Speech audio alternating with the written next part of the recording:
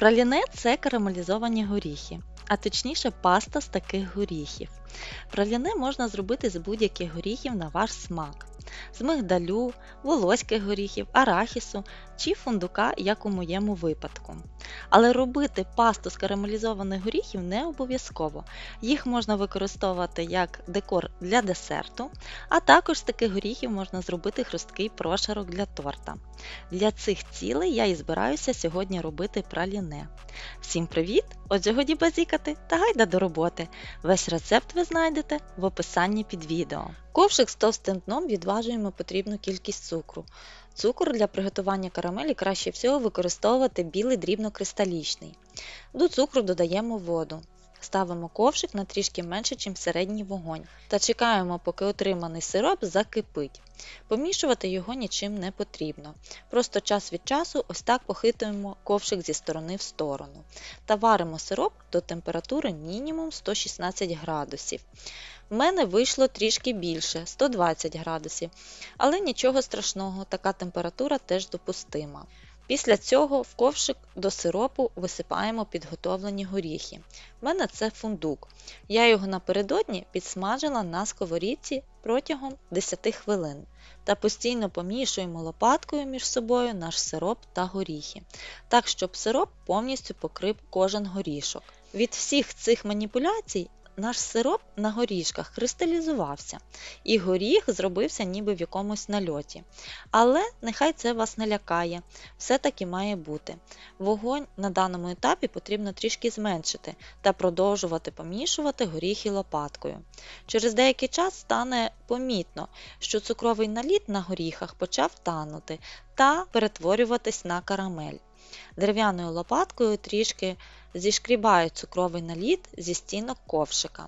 А коли весь цукровий наліт на горіхах перетворився на карамель гарного янтарного кольору, зволікати з цим не потрібно, щоб не пропустити момент, щоб карамель не перегоріла.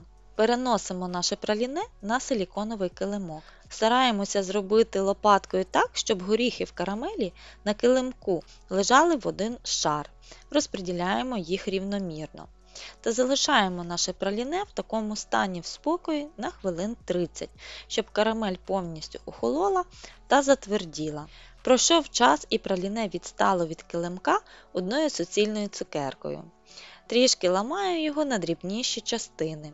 Переносимо праліне на дощечку та подрібнюємо його ножем на шматочки середнього розміру. Хочу, щоб мої горіхи відчувалися у начинці торта, щоб вони залишились хрумкими.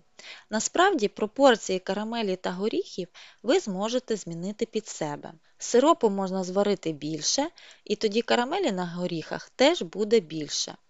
Як я вже сказала раніше, на цьому етапі ви можете з праліне зробити пюре та додавати його в крем чи ганаш, і у вас вийде чудова начинка для торта чи макаронс.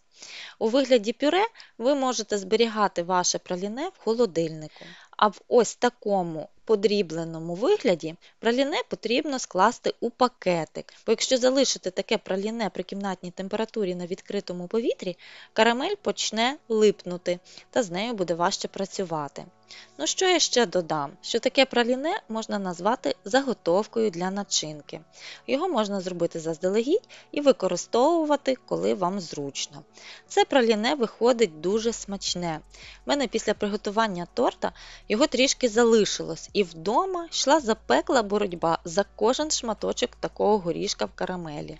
Якщо відео сподобалось, ставте вподобайку, підписуйтесь на канал та натискайте на дзвіночок, щоб отримувати повідомлення про нові смачненькі відео. Праліне, яке ми сьогодні з вами готували, це один з елементів начинки пана Мокачино, якого ми з вами робили в минулому відео.